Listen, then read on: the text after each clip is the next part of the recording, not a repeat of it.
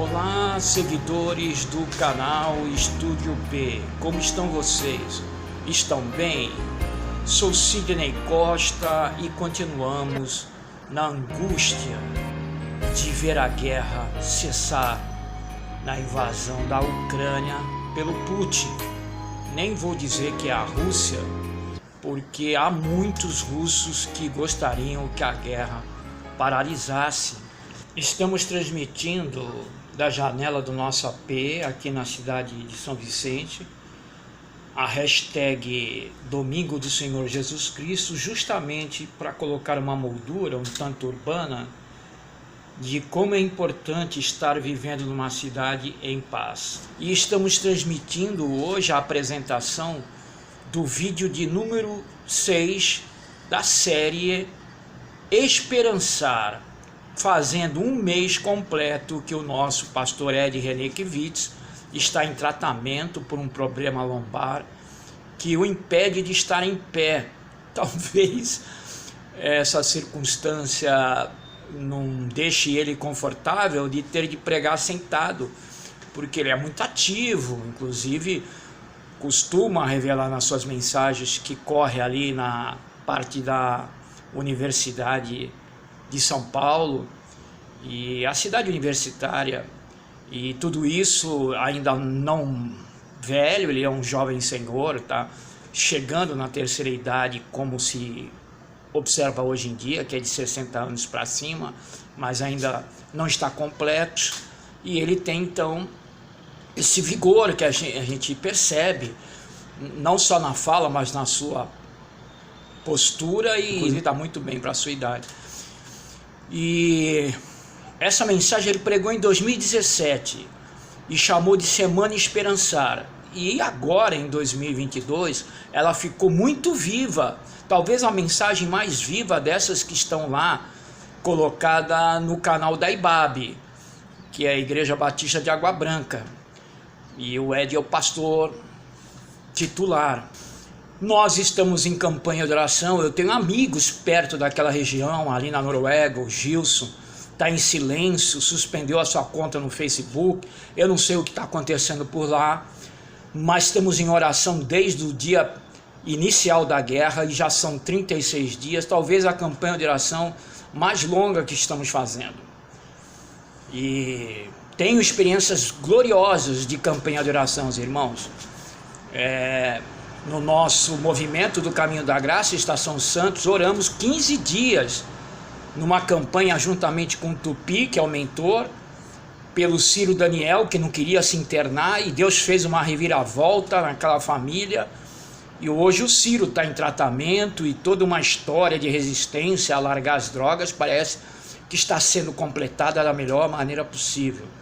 E também estivemos numa campanha de oração de 15 dias, igualmente, a do Ciro pela Maísa, que naquela oportunidade estava sofrendo um diagnóstico de tumor invencível e hoje está já na segunda fase do tratamento, resistindo e mostrando a graça de Deus na vida dela para sair dessa também. A Maísa é a nossa princesa, a Maísa é a netinha do meu coração, alegre, cheia de humor para a vida, e não perdeu isso, embora um pouco abatida, continua eletrizante.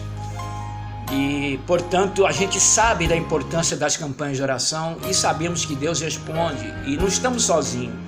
Há 7.000 que não dobraram o joelho a Baal, eu tenho certeza disso. Vamos voltar com o vídeo número 6.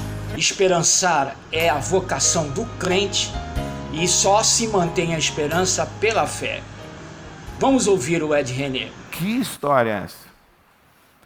História de guerra, de fome, de peste, história de desumanização, história de escassez, história de incredulidade, história de ceticismo, história de desespero, mas também uma história de esperançar. Já achou na sua Bíblia o livro dos Reis, o segundo livro, os capítulos 6 e 7.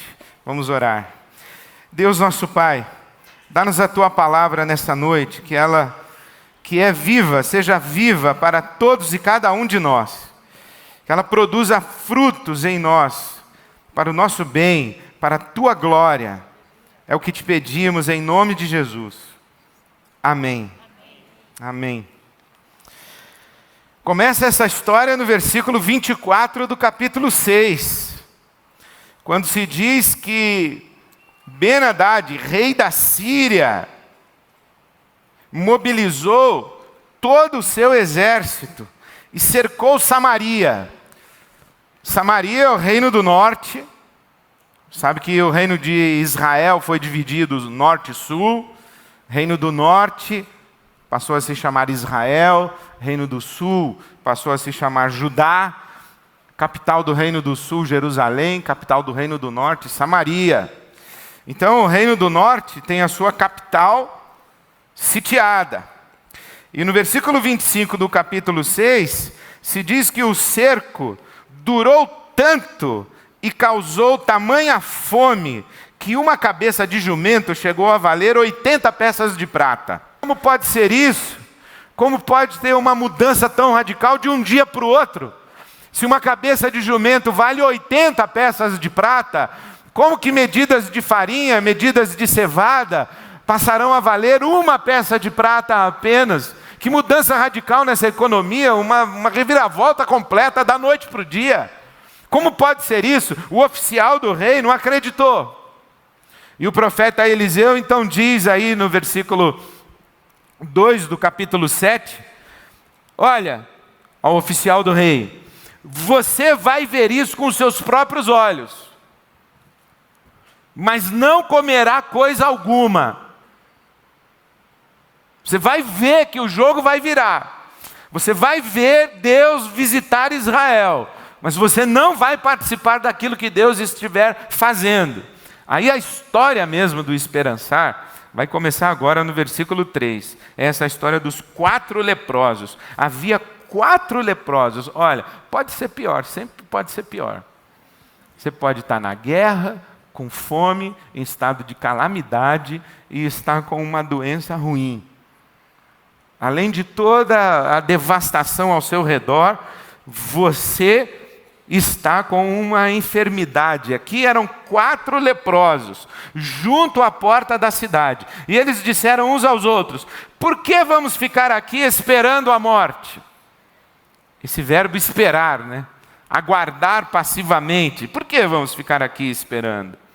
Se resolvermos entrar na cidade de Samaria, morreremos de fome. Mas se ficarmos aqui, também morreremos. Então vamos ao acampamento dos arameus e vamos nos render. Se eles nos pouparem, viveremos. E se nos matarem, nós já estamos mortos mesmo. Não temos nada a perder. E quem não tem nada a perder, na verdade, tem tudo a ganhar. Então por que a gente vai ficar aqui? E eles foram. E aí quando chegaram lá, no versículo 5, ao anoitecer, eles foram ao acampamento dos arameus. E quando chegaram às imediações do acampamento, viram que não havia ninguém ali, pois o Senhor tinha feito os arameus ouvirem o ruído de um grande exército com cavalos e carros de guerra. De modo que disseram uns aos outros, ouçam, escutem. O rei de Israel contratou os reis dos hititas e dos egípcios para nos atacarem. Então, para salvar a sua vida, fugiram ao anoitecer, abandonando tendas, cavalos e jumentos e deixando o acampamento como estava. Os 4 leprosos se refestelaram. Eles chegaram, comeram à vontade, comeram, beberam, se esbaldaram, pegaram ouro, pegaram a prata, pegaram tudo que quiseram e foram esconder. Foram guardar. Até que um deles disse o seguinte, no versículo 9 do capítulo 7. Não está certo isso que nós estamos fazendo. Não está certo. Não estamos agindo certo. Esse é um dia de boas notícias. E não podemos ficar calados. Não vamos esperar até o amanhecer. Vamos agora contar essas boas notícias. Imediatamente contar tudo no palácio do rei. Quando contaram ao rei, o rei falou assim, esse negócio do acampamento está vazio, é pegadinha.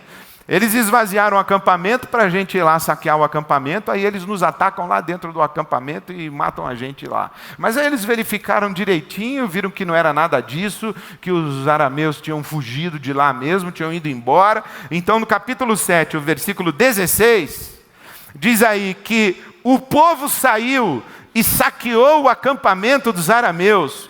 Assim, tanto uma medida de farinha como 2 medidas de cevada passaram a ser vendidas por uma peça de prata, conforme o Senhor tinha dito. E se cumpriu a promessa e a palavra do profeta Eliseu. Amanhã, medidas de farinha e medidas de cevada serão vendidas por uma peça de prata. E se cumpriu a promessa. E o oficial do rei morreu. Se deu muito mal.